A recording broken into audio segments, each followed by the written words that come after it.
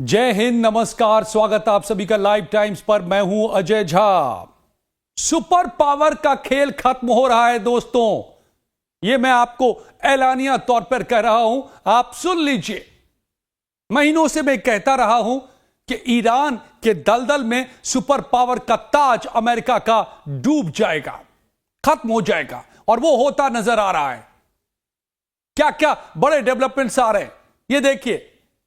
एक तरफ Donald Trump चीन पहुंचने वाले हैं, उससे पहले ईरान और चीन ने एक साथ धमकी दी है अमेरिका को, डोनाल्ड ट्रंप को सीधी धमकी दी है। और इजराइल कह रहा है कि ईरान पर सैन्य निर्भरता मैं शून्य करूंगा, तो बिखराव नजर आ रहा है अब इजराइल और अमेरिका के सैन्य गठबंधन में। उस खेमे में भगदड़ मची दिख रही है। क्या सब चल रहा है? बीजिंग में ट्रंप का डेथ ट्रैप बन रहा है क्या? और भारत पहुंच रहे अरागची, तो क्या ब्रिक्स की भी बिसात पूरी तरह से बिछ चुकी है और उस पर डोनाल्ड ट्रंप को घेरने की तैयारी है? दरअसल हॉर्मुज पर नाकेबंदी करके घेरा लगाकर डोनाल्ड ट्रंप मान बैठे थे कि वो ईरान को घेर लेंगे, ईरान को का दम घुटा देंगे, दम घुट जाएगा ईरान का। यह दावा था डोनाल्ड ट्रंप का। लेकिन अब पता चल रहा है कि पूरी दुनिया डोनाल्ड ट्रंप को, सुपर पावर को घेरने में लग चुकी है, जुट चुकी है। कैसे अब बादशाहत डूबने की कगार पर है, और कई जानकार तो मान रहे हैं कि ईरान, अमेरिका की बादशाहत को ईरान पहले ही डुबो चुका है, खत्म कर चुका है, ईरान से हार कर, जंग के मैदान से भागकर। और अब जब डिप्लोमैटिक टेबल पर बातचीत के रास्ते से डोनाल्ड ट्रंप अपने लिए एक रास्ता तलाश रहे हैं, एक पतली गली तलाश कर रहे हैं जहां से वो भाग सके, निकल सके, अपनी जान छुड़ा सके, अपनी इज्जत बचा सके, तो कैसे उनके खिलाफ तमाम चक्रव्यूह रचा जा रहा है, इसको समझिए। एयरफोर्स वन कल बीजिंग के लिए उड़ान भरेगा, लेकिन ट्रंप के लैंड करने से पहले ही चीन और ईरान ने उनके स्वागत के लिए कांटों की सेज बिछा दी है। तो इजराइल कह रहा है अब हमें अमेरिका पर डिपेंड नहीं करना। जब सबसे करीबी साथी साथ छोड़ रहे हों युद्ध के दौरान, तो समझ लीजिए कि उस अमेरिका की बादशाहत तो खत्म है, उसकी ताकत खत्म है। और इस बीच धमकियां क्या आई हैं? ईरान के राष्ट्रपति मसूद पजेश्कियान ने सोशल मीडिया पर दहाड़ लगाई है, कह दिया है कि वॉशिंगटन के सामने झुकने का तो सवाल पैदा नहीं होता है। पजेश्कियान ने कहा है कि दुश्मन के सामने सिर नहीं झुकेगा। बातचीत का मतलब आत्मसमर्पण कतई नहीं है, यह डोनाल्ड ट्रंप साफ साफ समझ लें। इधर बीजिंग ने अमेरिका के प्रतिबंधों को लेकर के सीधी चेतावनी दी है, धमकी दी है। कह दिया है कि अमेरिका के प्रतिबंध, सैंक्शन अवैध हैं, इल्लीगल हैं, एक तरफा हैं, यूनिलैटरल हैं। डोनाल्ड ट्रंप को उनके ठीक बीजिंग में पहुंचने से पहले आईना दिखा दिया है। तो क्या 14 मई की वो मुलाकात ट्रंप के लिए ऐतिहासिक समझौता होगी या उनकी राजनीति की कब्र खुदेगी?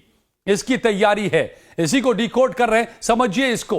लेकिन इससे पहले आपसे गुजारिश, चैनल को अगर अब तक आपने सब्सक्राइब नहीं किया तो प्लीज कर लें। वीडियो पसंद आए तो लाइक और शेयर जरूर करिए, और कमेंट में हमें अपनी राय बताइए, इस सबसे हमें मदद मिलती है। तो दोस्तों, अब ये जंग ईरान के सम्मान और अमेरिका के अहंकार के बीच चल रही है। बम और गोले तो बहुत चल गए, लेकिन अब जो जंग चल रही है वो है फांस की जंग, रणनीतिक जंग। और दुनिया की डिप्लोमेसी में ये जाल हर वक्त बुने जाते हैं, और दुनिया की जो राजनीति है वो इसी रास्ते चलती है, यानी कूटनीति के जंग के रास्ते चलती है। गोले बारूद से ज्यादा खतरनाक होते हैं, इसलिए इसको ठीक से समझिए। ईरान की रणनीति साफ है, वो बातचीत तो करना चाहता है लेकिन अपनी शर्तों पर। और ईरान के राष्ट्रपति मसूद पजेश्कियान, जिसको लिबरल माना जाता है, अमेरिका कहता है, डोनाल्ड ट्रंप कहते हैं कि पजेश्कियान समझौता करना चाहते हैं, आईआरजीसी समझौता नहीं होने दे रहा। तो पजेश्कियान ने ही साफ कर दिया है, कहा है कि ईरान के अधिकारों और राष्ट्रीय हितों की रक्षा सबसे ऊपर है। ईरान का सम्मान किसी भी सूरत में गिरने नहीं दिया जाएगा। ये डोनाल्ड ट्रंप अपने मैक्सिमम प्रेशर की थ्योरी की सनक लिए अनाप शनाप बातें करते रहे हैं, हमला करते रहे हैं, लेकिन सीधे सीधे ईरान से अल्टीमेटम आ गया है और चीन का भी अल्टीमेटम सामने है। ईरान के राष्ट्रीय ईरान सरकार के जो प्रवक्ता हैं अब्बास बघेई, उनका भी बयान, ईरान के सरकारी प्रवक्ता बघेई ने साफ कर दिया है कि ईरान लड़ने से नहीं डरता है। उसने युद्ध के मैदान में दिखा दिया है और फिर से एक बार सीधी चेतावनी, सीधी धमकी अमेरिका को। कहा जब भी हमें लड़ने के लिए मजबूर किया जाएगा हम लड़ेंगे। और यह ईरान की कोई खोखली धमकी नहीं है। जंग से पहले यानी 28 फरवरी से पहले जब ईरान कहता था तो अमेरिका को लगता था, डोनाल्ड ट्रंप को लगता था कि यह गीदड़ भभकी है। लेकिन 40 दिनों की बमबारी के बाद समझ में आ गया अमेरिका को, कहना पड़ा था डोनाल्ड ट्रंप को कि ईरान कोई आम मुल्क नहीं है, उसे हराना इतना आसान नहीं है। और उसके बाद पीछे हटे थे डोनाल्ड ट्रंप बमबारी से, सीधी जंग से, और आए कूटनीतिक जंग पर, अपने हॉर्मुज के ब्लॉकेट पर, ईरान के ब्लॉकेट पर। तो यहां भी चारों खाने चित करने की पूरी बिसात बिछी हुई है। ईरान ने साफ कर दिया है कि हॉर्मुज की नाकेबंदी और अमेरिका की समुद्री डकैती अब और बर्दाश्त नहीं की जाएगी। और इस बीच चीन की अमेरिका को सीधी धमकी भी सामने आ गई है। ट्रंप चीन जा रहे हैं यह सोच करके कि वो चीन को ईरान से अलग कर देंगे और ईरान की सप्लाई लाइन को काट देंगे। फाइनेंशियल सप्लाई लाइन जो है, जो पैसे चीन से ईरान जा रहे हैं तेल के बदले, उसको बंद कर देंगे। लेकिन देखिए, ठीक ट्रंप के पहुंचने से पहले चीन के प्रवक्ता क्या कहते हैं। चीन के प्रवक्ता गुओ जाकुन ने पहले ही ट्रंप की उम्मीदों पर पानी फेर दिया है। कहा है कि अमेरिका के चीनी कंपनियों पर लगाए गए प्रतिबंध अवैध हैं, इलीगल हैं।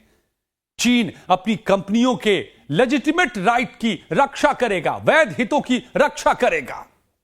अब सोचिए, ट्रंप के चीन पहुंचने से ठीक पहले चीन का इस तरह का बयान बड़े मायने रखता है। यह सीधे संकेत देता है कि चीन का इरादा क्या है, बीजिंग का इरादा क्या है, जिनपिंग क्या बिसात बिछा रहे हैं। जब बीजिंग में ट्रंप की मेज लगाई जा रही है, कुछ ही घंटों में ट्रंप पहुंचने वाले हैं, ट्रंप के सुरक्षाकर्मी पहुंच चुके हैं, तब चीन की यह धमकी की भाषा पूरी कहानी बयां कर देता है। आमतौर पर होता यह है कि जब इस तरह की यात्रा होती है, किसी देश के राष्ट्राध्यक्ष किसी देश में पहुंचते हैं, तो उससे पहले मेजबान देश अच्छे पॉजिटिव बयान देता है, गुडी गुडी बयान देता है, रोजी रोजी बातें करता है कि हमारे अच्छे बहुत संबंध हैं, अच्छी बातचीत होगी, अच्छे नतीजे निकलेंगे, सकारात्मक माहौल बनाने की कोशिश होती है। लेकिन यहां चीन इसके ठीक उलट बयान दे रहा है, तो इसके क्या मायने हैं? इसे आप सरासर डोनाल्ड ट्रंप की बेइज्जती कह सकते हैं। क्यों? क्योंकि डोनाल्ड ट्रंप यहां पर आ रहे हैं उस मुल्क में जो चीन, आज भी इजराइल ने कहा है कि चीन लगातार सप्लाई कर रहा है अपने हथियारों की, पैसों की ईरान को, जिसकी बदौलत ईरान खड़ा भी है और लड़ भी रहा है। और अब वहीं पर आप जा रहे हैं ये इस उम्मीद से कि चीन समझौता करवा देगा, चीन दबाव बनाएगा, चीन की सप्लाई लाइन को काट देंगे, और चीन आपको धमका रहा है। तो आप किसी के घर में जाएं इस उम्मीद से कि वो आपकी मदद करेगा, लेकिन उससे पहले वहां से आपके लिए धमकियां निकल कर आए और फिर भी आप वहां पर जा रहे हैं, तो ये बेइज्जती नहीं तो क्या है? वो भी सुपर पावर अमेरिका की। इसलिए हम कह रहे हैं आपको, सुपर पावर का ये खेल खत्म हो गया। ईरान चीन की धमकी ऐसे वक्त में आना जब ट्रंप यहां पर पहुंच रहे हैं। ईरानी प्रवक्ता बघेई ने बताया है कि ईरानी विदेश मंत्री अब्बास अरागची पिछले हफ्ते बीजिंग में थे। उन्होंने चीन को पूरी तरह बता दिया है, समझा दिया है कि यह युद्ध ईरान पर थोपा गया। और यह सच है, यह फैक्ट है, यह पूरी दुनिया जानती है। दोनों देशों के बीच बातचीत चल रही थी 27 फरवरी तक, आगे भी बातचीत होने वाली थी, समझौते की कगार पर थे दोनों देश, और तब अमेरिका इजराइल ने हमला किया, तो यह युद्ध ईरान पर थोपा गया। और यह भी कहा है बघेई ने कि चीन जानता है कि अगर ईरान गिरा तो हॉर्मुज और ओमान की खाड़ी में चीन की ऊर्जा सुरक्षा डूब जाएगी, जो चीन क्यों चाहेगा, अपने पैरों पर क्यों कुल्हाड़ी मारेगा? तो ये जो पूरी बिसात है, इसके बीच में एक बहुत बड़ा एंगल इंडिया का भी है, ब्रिक्स का भी है। मैंने आपको पहले भी बताया है, ब्रिक्स मतलब ब्राजील, रूस, India, Iran, China, south Africa, ये सब कंट्रियों का समूह है। कुल 21 देश हैं परमानेंट और जो पार्टनर कंट्रीज हैं। और इसकी क्या बिसात है और कैसे कैसे ये बिसात चाले चल रहा है। डी डॉलराइजेशन पर पहले से ये काम कर रहा है ब्रिक्स कि अमेरिका की डॉलर की बादशाहत को खत्म करो। पीएम मोदी ने एक दिन पहले कहा कि पेट्रोल डीजल कम खर्चा करो, सोना कम खरीदो ताकि डॉलर बचे। डॉलर बचाओ, देश बचाओ, यानी डॉलर की खपत को कम करो ताकि डॉलर की कीमत गिरे। बिसात समझिए दोस्तों। और इस बीच खबर क्या है, अब्बास अरागची जो ईरान के विदेश मंत्री हैं, नई दिल्ली पहुंच रहे हैं, इंडिया पहुंच रहे हैं। उनके ठीक पहले यह खबर आई है, इसके ठीक एक दिन पहले पीएम मोदी का डॉलर की खर्च को कम करने को कहा है। डॉलर पर प्रहार देखिए, ब्रिक्स की भी बिसात देखिए, चीन का बयान मैंने बताया, ईरान की धमकी मैंने बताई, इजराइल का बयान मैंने बताया कि अमेरिका से अलग होगा इजराइल, सैन्य मामलों में सैन्य निर्भरता खत्म करेगा। और अब्बास अरागची दिल्ली पहुंच रहे हैं। उससे पहले पीएम मोदी का यह देश से अपील कि डॉलर को कम से कम ऐसी चीजें मत लो या कम से कम लो जिससे कि डॉलर पर निर्भरता हमारी खत्म हो। तो भारत इस वक्त ब्रिक्स का अध्यक्ष भी है, तो क्या ब्रिक्स के जरिए अमेरिका के खिलाफ यह पूरी बिसात बिछी हुई है। ब्रिक्स ने डी डॉलराइजेशन के लिए एक अपना पेमेंट सिस्टम भी बना रखा है। इसकी भी शुरुआत भारत से हुई है। इससे पहले ही ब्रिक्स के पिछले सम्मेलन में कहा गया था कि डॉलर की बादशाहत को खत्म करनी है, जिसके बाद डोनाल्ड ट्रंप बिफर गए थे, सैंक्शंस की धमकी लगानी शुरू की थी, टैरिफ लगाने की बातें कही थी। लेकिन अब ईरान की जंग के बाद खुल करके बातें हो रही हैं, खुल करके खेल खेले जा रहे हैं। तो इन सारी चीजों के बीच में समझिए कि जिस वक्त डोनाल्ड ट्रंप बीजिंग में होंगे, शी जिनपिंग से बात कर रहे होंगे, उसी समय अरागची नई दिल्ली में होंगे। बिसात समझिए। और इस सबके बीच में ईरान की हुंकार को भी देखिए। ईरान ने जंग खत्म करने और हॉर्मुज खोलने के लिए जो प्रस्ताव दिया है, उसे बघेई ने उदारता बताया है कि ईरान उदार है, ईरान जिम्मेदार है। साफ तौर पे कहा है कि यह उदार और जिम्मेदार ईरान की तरफ से प्रस्ताव है।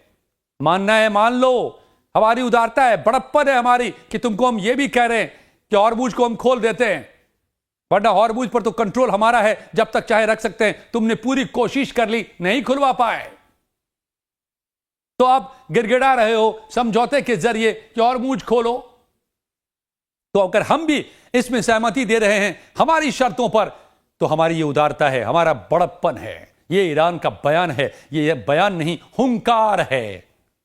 और शर्तें भी साफ करती है ईरान ने, नाकेबंदी हटाओ, इसके बदले में जितनी भी एसेट हमारे फ्रीज कर रखे हैं, हमारे पैसे को जो जब्त कर रखा है, क्योंकि डॉलर में वो पैसे थे, तो उन फंड्स को वापस करो, लेबनान में शांति बहाल करो। अगर ट्रंप ये नहीं मानते तो चीन और रूस के साथ ईरान का गठबंधन और मजबूत होगा, ये भी ईरान ने कहा है।